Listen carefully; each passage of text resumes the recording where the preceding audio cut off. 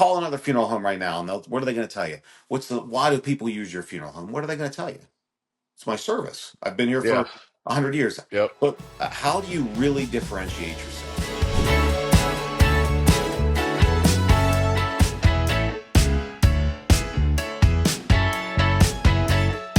You're like the king of events. When I think of funeral homes doing events, you're the guy I think of. I mean, what's your favorite event that you guys do every year? So for me, it's our widow and widowers Valentine's Day lunch.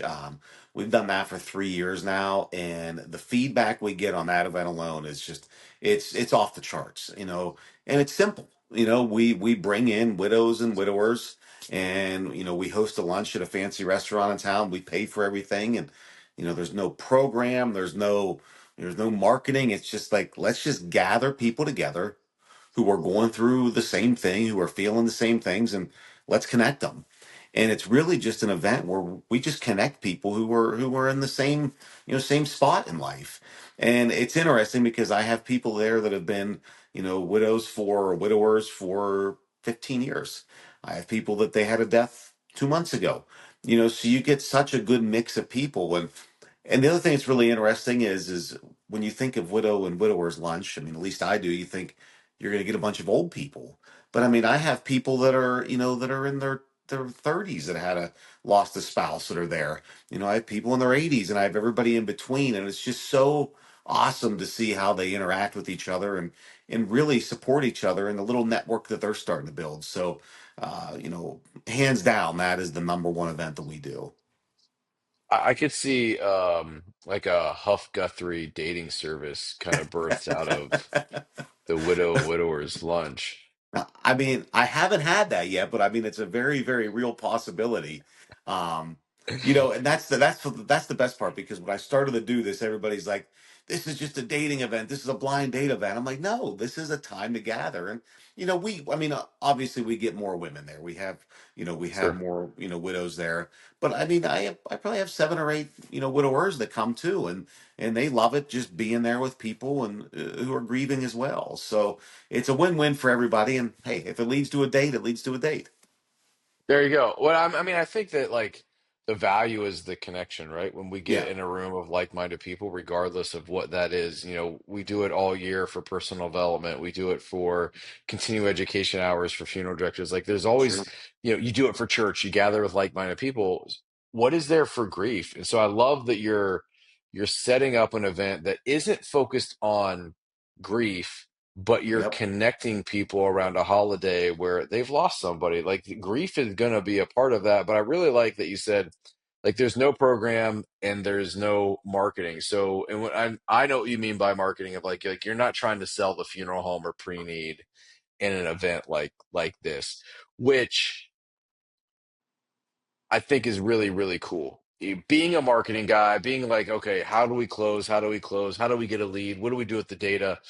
Like you've taken an approach on an event like this where it isn't about the data, it isn't about the sell. It's about like I've found a way to connect people that have something in common, give them food. And sure, if we get pre-need out of it, and I know that you do, but you've just Sure. given value. Like you haven't funeral homed it. And I think that that's one of the reasons that it's a huge success. And I agree with you. I mean, I have people calling, and the people that I've cared for, at our funeral home that called. We're having a conversation when they call, but then I'll get people who are calling and they're a little timid. They're like, "Well, we want to come to your event, but we didn't use your funeral home." I'm like, I don't care that you didn't use my funeral home. It's not your fault that your funeral home doesn't do any of the events like we do. So, come, just be there. I mean, we don't care, and we have it's a big mix of families that we've served versus families that we haven't served, and that's great. Like this is a community event. It's for our community. I don't make money on this. I lose money on it, but this is what I think our role as a funeral director is, as a leader in our community, is we got to bring people together in different ways. There's some great grief programs out there, and I think they serve a wonderful purpose. I'm not bad mouthing them at all, but I think sometimes just that connection where there's no pressure, you don't have to talk about anything. You just sit there and just be next to somebody who's going through it with you. I had a phone call literally an hour after the luncheon was over, and it was from a woman who sat at a table with another group of women, and she's like, "I just want all their phone numbers. I had the absolute best time with them, and I just want to reconnect and have lunch with them on a regular basis." And like, I mean, that almost brought tears to my eyes, man. That's beautiful. That's what this stuff is designed for. That's so cool. All right, so widow and widower's lunch, but you do what like let's run through the list real quick. Like what events are how many events are you doing a year and what events are they? So that's a good question. Right now, we're trying to do one event a month. Like that's kind of what we're Okay. transitioning to. All So, right. our goal is to have 12 events a month or 12 events a year. But let's start back. Let's start where we started with the events. So, back in 2011, I did my first holiday remembrance service. I planned it by myself. I was told you need to be doing this stuff. I think I had maybe 22 people show up for it, and I had it at a church that seated 300. So, that bruised the ego a little bit. That was tough. But you know what? The people that were there, it was meaningful to them. They got something out of it, and that was all that mattered. But I was like, you know what?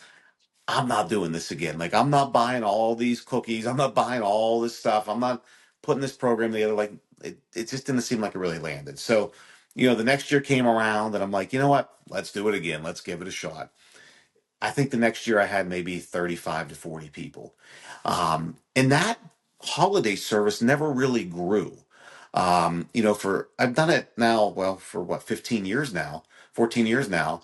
And I don't think I've ever had over 75 people at one of my holiday remembrance services. Now, again, I always get, beautiful thank you cards, hugs. I mean, it's a great event. It serves a great purpose. But once we started doing our Valentine's Day lunch, in the summer we do a butterfly release service, and I mean I get over 100, 125 people at that event. We do our healing grief through art paint classes. Once I started doing events like that, it was a game changer, man. Like, we post on Facebook about it, and within minutes, we're getting phone calls of people who want to be at our events. And I got to stop there. I got to give you a plug too. I mean, you're a marketing guy, but Disrupt Man has really helped us get our message out there of what we're trying to do. Um, and it's you have to have a partner who can market your events for you and can get the word out, because I got a million other things I'm trying to do. Run funeral home, plan the events, be a husband and father. Like, there's a million other things on the plate. So being able to, message my person at Disrupt and be like, hey, we're doing an event on this date. Let's get 3 posts leading up to it. Let's do a video. Let's do whatever the case, whatever it's going to look like. Mm. That's a huge asset. So I have to thank you and the team for that. While I'm rambling on here. So thank you for that Nah, partnership. man. I appreciate it, man. We appreciate you. Like I think it's cool because when you say events, I think the perception of an event is like it's a massive production. And I think that's what I love most about when you started coming to us with, hey, we're going to do this Widow and Widow's lunch. We're going to do this butterfly release. We're going to do this veterans event. We're going to do these paint classes. We're going to do, you're doing a charcuterie board, like making class or something like that. We'll get to that. So, like, I think we get in this mindset that an event has to be a massive production. We have to have audio and video. We have to have a rented space, and we have to have months and months of promotion for it. And we've got to send out mailers, and we've got you're just like, hey, we're having an event. It's in 3 weeks. Our goal is to get 15 to 20 people in the room to connect around grief and painting a photo, to connect around building a charcuterie board and how you do it. Like, it's so practical. It's like almost so simple that it's like, this is this doesn't, it's like too easy. How can it Yeah, be this easy? But you guys have made it really easy, and it's become like the cool thing is like you get repeat people. You've told me that, but like every event, like people are looking forward to like an event at the funeral home. Or like yeah, I'm gonna invite my friend I to the know. next painting class. Dude, the painting class has just been absolute fire. When we started this, I just thrown the idea out there. to Madison, our other funeral director, and I said, "What do you think of this?" She's like, "She's an artist." She's like, "Let's do it." So we've done these paint classes, and it's amazing. Like we have some of the same people back, and I'm not going to disclose names, of course, or anything like that, but I have two mothers that come that have both lost their children at young ages. These people didn't know each other one bit, but at that paint class, they learned that they both lost a child. To watch these two embrace at every one of our events that they both come to, it's beautiful. And like that's what it's about. Like, you know, we are serving families, at an at-need basis. But I think part of our responsibility is healing people, helping them heal. And when you can do an event like that where you just bring people together, there's no agenda, there's no anything. Like let's just come together and let's paint a picture. The conversations that come out of it, the connections, dude, it's so powerful. I love that, and I think that there's probably a perception of people that are listening to this is like, man, this guy's got a massive staff. They're doing an event every month of some point. They're probably a 500 to 700 call funeral home. Like, let's rewind. 2011, you get a handful, 22 people to come to a holiday remembrance, which I feel like is the most staple Sure. funeral home event. Like when we sit down with clients in a strategy session, we're like, okay, tell us about your events. Like, oh, well, we do a holiday remembrance service. I'm like, okay, that's the That's the number one thing you foundation, hear. man. Like that's like, duh, okay, yeah, that's a no-brainer. Like, tell me about the real events. No, most people aren't doing real events. And so like there's probably this perception that you're this massive funeral home. So let's rewind 3 years ago. You were a 60 call firm. Yeah, we were about 60 calls, 60, 70 calls for years. I mean, years when I came here. And then, when we really just started, going full speed ahead with marketing, with you guys, with Disrupt, and then, the events, like, we're up to about 120 a year now, steady, so I mean, the growth has been spectacular. Um, that's not why I do these things. I mean, I'm being very honest. I enjoy doing events. Like I like doing it. I mean, is it the worst thing the more business comes from? Absolutely not. That's wonderful. Yeah, yeah, But it's been amazing. I don't know, man. Call another funeral home right now, and what are they going to tell you? Why do people use your funeral home? What are they going to tell you? It's my service. I've been here yeah, for 100 years. You could call 50 funeral homes right now, and that's what they're going to tell you, right? I mean, you know that better than yep, yep, anybody. yep. But how do you really differentiate yourself? For us, it's our motto is, our goal is to help people transition from a time of grief to a time of healing. And we do that through our programming. So, we're living out our mission when we do these programs. And people see that, it's authentic. It's not BS. Like this is what we love to do. I I love it. And let's talk about the marketing aspect for a second because I think that is a piece of a successful event. Your marketing budget for your events is going to shock people how much you budget to market your events. What is your marketing budget per event every single month? $0. Yeah, so like that's great. That's crazy. Like it's 100% organic, what we call earned media. It is you're not running Facebook ads for these events. You're not boosting these events. You're not sending direct mailers. You are literally just creating content. Now, somebody's going to hear that and they're going to go, "Oh, well, okay, all I got to do is go to my Facebook page, throw up a graphic for an event and people are going to come."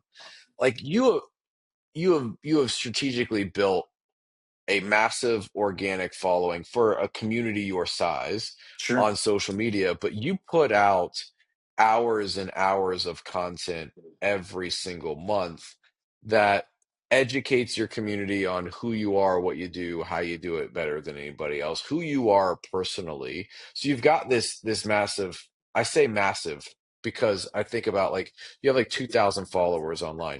But in a town of 7,000 people, that's a pretty big dent in the Sure. marketplace. So for a small audience, it's a massive following, but they are a loyal, engaged bunch. But you've conditioned them to be that way, and like that's what I want people to get out of like hear out of this. Like this isn't a flash in the pan.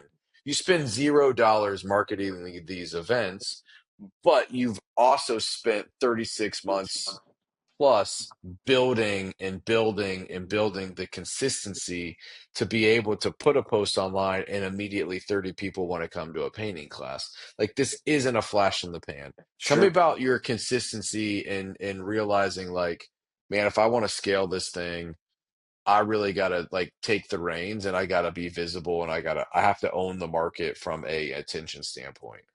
Well, I think the first thing is number one is nothing is a big deal unless you make it a big deal. I think as funeral homes, as funeral directors, with well, we don't want to act like we're bragging. We don't want to act like we're doing this or doing that. No, our events are awesome, and we're really good at doing them. So I own that, and I'm proud of that. But like you have to build that foundation, and that it's going to take time, because if you're just putting out generic content on your Facebook page and a grief quote or a pre-plan with us like that, yeah, it's all well and good to do that, but you have to have you have to have a conscious mindset that you're going to put out organic stuff that's authentic to you, that talks about your events, or what you do different, or what makes you you. So, we've been really focused on that, of like, we're going to do things that align with our values. And I think until you have like a clear mission of what you want to do, it's hard to come up with the events, because Yeah. again, like I said a little bit ago, every one of our events aligns with our mission statement. Well, it's funny because people try to copy you, right? I mean, Oh, I know absolutely. I know funeral professionals that reach out and go, tell me, give me the outline of your plan for this event, and it absolutely fails because they don't have the authenticity, they don't Sure. have they just want to do an event because they want to get business. They don't want to do an event because they built the trust with the community to do an event. Well, one of our biggest events we do every year, and you see it, is our Veterans Day, Yeah, luncheon that we do. yeah. I love veterans. My grandfather was World War II, Battle of the Bulge. He was shot. They thought he was dead. He laid in a stack of bodies for a few days. They finally pulled him out. They said he wanted to live, a year. He lived to be 86. I mean, the guy was just, he's just amazing. That whole generation was amazing. So I have a ton of respect for veterans. Like, I truly love veterans. I love our country. I love what they've done for us. So hosting this Veterans Day lunch for me is just seems like the natural thing to do. And I spend thousands of dollars to do it. We have Mission Barbecue come in and cater it. We do it right. We do it big. I do that because I care, because it's authentic to me. Like, I can tell you right now, if you get off this podcast and you go do a veterans lunch because you heard me say it, unless that you love veterans, or unless that it's authentic to you, it's going to do nothing for you. Like, veterans see through it. People see if you're not being authentic. So, like, pick an event that has some meaning to you. Maybe it's not a paint class. Maybe it's a pottery class. Maybe pottery is really important to you. We're doing that later this summer. We're going to do a pottery class. But find stuff that aligns with your values and what's important to you, and then you can start to sell it. Because if it's something you're not comfortable talking about, or if it's not on your wheelhouse, it's not going to work. Tell me about how the events have helped you partner with other local businesses because every event that you do, you're bringing in another local business. What has that done for your relationships in the community, bringing more people in? Like, tell me a little bit about the how you structured making these events happen and who you bring on. So it's been really great, because like our Valentine's Day lunch we do at a local restaurant up the street from the funeral home. Our butterfly release service, we start at the restaurant on their deck, and then we go over to the park across from the funeral home, and that's where we release the butterflies. So I get food and snacks and drinks out for everybody. Same thing with the paint class. We do it in their little gathering room. We sponsor drinks and snacks and that sort of thing.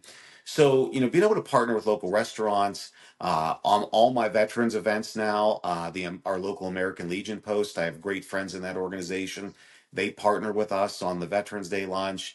on Wreaths Across America, on Operation Toy Soldier, stockings for veterans. Like these guys want to be part of what we're doing, and we want them part of it. I mean, it's wonderful, to build these connections. So when you can build these connections and these bonds with these groups and these businesses, like they're going to talk about you. Like you're going to be, the forefront when somebody needs a funeral. Like they're going to be saying, Adam's going to take care of him. Ryan's going to take care of him. Like, I work with him on all these projects. He's excellent.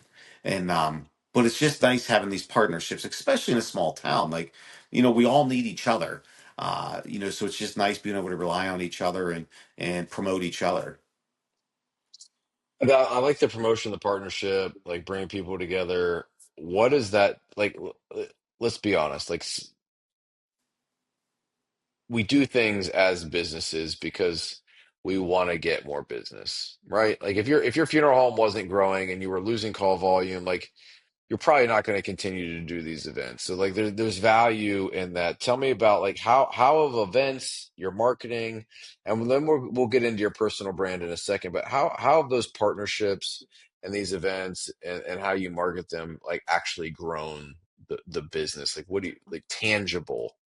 So tangible, I mean, let's just talk numbers. I mean, because that's what we all want to hear is numbers. I mean, I can honestly connect six-digit numbers in pre-need increase in pre-need transfers to my events. I mean, easily traceable directly from the events. So, yeah, you're spending some money out of pocket to host these events, but it is all coming back to you. Now, it's not going to happen right away. It's taking some Yeah. time, Yeah. but now, I mean, any event I have, people are like, "Hey, we need to come in and move our pre-arrangements to you. Or we need to come talk to you and get everything set up." And um, you're just building yourself as a trusted source. So yes, I've made six figures off my events. Yes.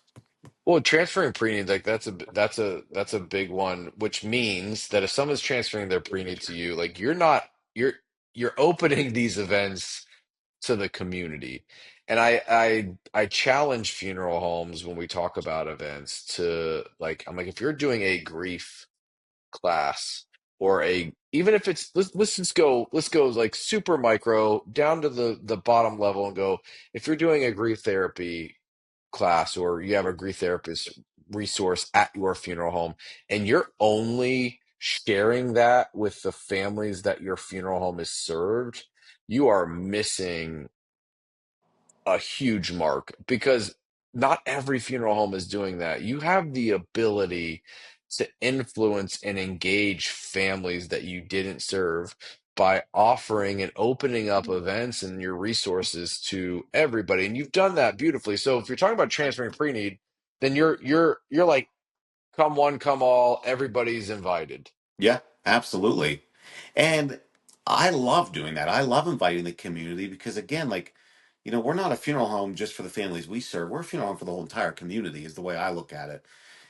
And people will say, well, if you post your picture, I post all our pictures of our events. We make videos of the events, and people are like, well, your competitors can see that. I'm like, I don't care. Like, I'm doing it. I've established I'm doing it. Like it's kind of my niche. And I mean, if somebody wants to try to do it just to try to beat me or whatever, I mean that's fine. But again, authenticity is everything, man. Like, you know, Yeah. some people just can't do it. You can't come here and switch me and wear my suit and tie and pocket square. It just doesn't work for you. I love the melon hats, but I can't pull off the baggy pants and the stuff that you do. I mean, it's just not authentic to who I am. So I mean, people see right through that. Are you a local celebrity? No, I'm a nobody. Can you walk My in the grocery store unrecognized? if I don't have a suit on, if I have a hat on, most people don't recognize me. My kids will say I'm a local celebrity because anytime we go somewhere for dinner in town, like I end up talking the whole time. That drives them Of crazy. course. Yeah, Let's talk about your personal brand for a minute. Like you have embraced the fact that 80% of funeral home business is relationship driven. Like the absolutely. majority of the time you're serving a family is because there's some sort of pre-existing relationship there. Like you go to church together, they've come to one of your events, your kids play together, they go to school together, like same baseball team, whatever. Like you've embraced the fact that you know what people want me, and I'm a big driver of why they choose our funeral home. What was a shift for you in understanding that, man, I got to build a personal brand? Well, I think for me, and a lot of my personal brand is, has been built on Facebook, because I'm not a drinker. Like, I'm not going to go out to a bar. I'm not going to go out and sit and buy rounds for people. Like, I'm a homebody. I like to work, I like to travel, and I like to hang out at home and swing the golf clubs. That's pretty much my life. I don't always have time to go to the different events in the community. For a long time, it was just me here at the funeral home. So I didn't have that time to do those things. And so I had to really think, like, how can I build something, where I can do it during my normal work hours, and not, I just don't have the time to go to these events every night, to these chamber functions and, that sort of stuff. So it really started online, with, talking about the things we do at the funeral home, our video packages that we put out. And then personally, I did a lot of personal development. I had some personal development coaching clients. So I did a lot of stuff there too, and just talked about my journey with mindset, and just, being positive and just all the things I've worked through personally. So it's all come together where, people will come up and they say, "Oh man, we loved that one podcast episode you did, on positive thinking. Or we loved your jujitsu video where you were in your pink shorts, or we loved, that one motivational thing you put out." Like, it all works together. I mean, basically, everywhere we go, we're a brand, and it's, we have that responsibility to cultivate that brand that we are. My brand is, I like custom suits. I like to dress nice. I mean, I do wear a lot of hats on my off days when I'm not in a suit, but people just kind of know me for, from how I've shown kind of a glimpse into my life on social. And that's cool because you show glimpses in your life where you're not just in a suit. Like, I mean, we've Yeah, put video content on your funeral home Facebook page where you're in a t-shirt, jeans, and a melon hat. Like, yeah, you've done events and you've gone and served people in not a suit and tie, which I mean, you probably discredit the value of that. Like, I yeah, look at it as like, man, there's so much value in someone getting to know who's inside that suit. Like, when you kind of take off the shell, I think of it as like Batman, or not Batman. What's the other dude? Superman, like Clark Kent, right? He's just a dude with glasses. But man, as soon as he like gets in that phone booth and puts the Superman suit on, he becomes somebody else. And it's almost like that with a funeral professional. Like, you're in a suit and tie all day long. There's this hard exterior, and when you can shape that and break that off and shake it, and like the scales fall off, like it's a different perception. People can relate to you differently. You've done that so well online. Like, you'll record content when you're on vacation and you've got a thought, or you record content at 3 a.m. when you get a death call and be like, hey, look, man, you guys think that we're just farming things out? Like, no, everything's handled by us, and this is what we're doing at 3 a.m. as a funeral director. Like, those are the things from my perspective, from the outside looking in, at like, sure, man, how do funeral homes get it wrong and how do funeral homes get it right? Now, funeral directors that just embrace the fact that, yes, I am personally a brand. I represent my funeral home, or I represent XYZ funeral home, but at the end of the day, people are buying me, and I'm going to show who I am, and that transparency and the humanness of that, and connect with people on a different level. Like, you do a really good job of speaking with people and not at people, that I think super valuable. And I think your events are an extension of that because you don't bring into it like this hardcore sales pitch, and mm-mm, like, you're having fun with people. Your food is a connection, like golf. Like, I like to take people golfing. It's, you spend 4 hours in a golf cart with somebody, you're either going to like them when you're done or you're never going to talk again. So, sure. like, you learn really quick, and it's a great way to connect around something that's like-minded, and that's really what your events are doing, and I love it. So, um like, let's get practical for a second. Funeral homes watching this, they're like, shoot, we got to do events. Like, what are your top three tips for a funeral home that wants to do an event? I think number one, I've kind of alluded to this at the beginning, is nothing is a big deal unless you make it a big deal. So, if you decide, hey, you know what, this year I'm going to plan one event. I'm going to do a first responders day where we invite all the first responders from our community. We're going to do a barbecue cookout at the funeral home. All right, awesome, let's do it, but make it a huge deal. Work with your social media team at Disrupt and get them to, create video content around it, create posts around it. You know, go out and tell your community on social, like, hey, I'm doing this and this is why I'm doing it. Whatever event it is, like I think people need to know your why. Like, why do you want to do this? Well, I'm a volunteer firefighter, if I, so that's why I want to host this event. I mean, I think that's authentic. Like Hmm. that's legit. And there's enough funeral directors out there that there's something that's important to them that you could create an event around, and it becomes authentic. It's personal. It's meaningful, and then it's easy to sell it to your community. Yeah, no, it's good. Okay, so it's got to be authentic to you. It's got to be a big deal. Um, what is like? Let's take holiday remembrance service off the table. If someone wanted to do the first event, like what would be your recommendation? Like what event should it be? So, if we're already past Valentine's Day, so let's just say the next event that I would absolutely do is a butterfly release or something for Mother and Father's Day. That's why we do the butterfly release in June. So it's after Mother's Day and Father's Day, but that's kind of how we target, come remember mom and dad. So I whether it's a butterfly release, some other type of something, come up with something and do it around Mother's Day and Father's Day, and I guarantee you'll get a good turnout. Or try the painting, the painting class. Painting, healing grief through art paint classes are phenomenal, and they're a low investment. Some paint, some plates, some canvases. It's a low investment, and the feedback is just phenomenal off those events. I love it, man. Thank you so much for your transparency and sharing, what you're doing with events, how you're doing them. I think it's so valuable. Like I wanted to record this because I think it's just low hanging fruit. Like the fruit that is produced from the tree of events is massive. And I sit back and watch you do events, and it's almost like it's effortless.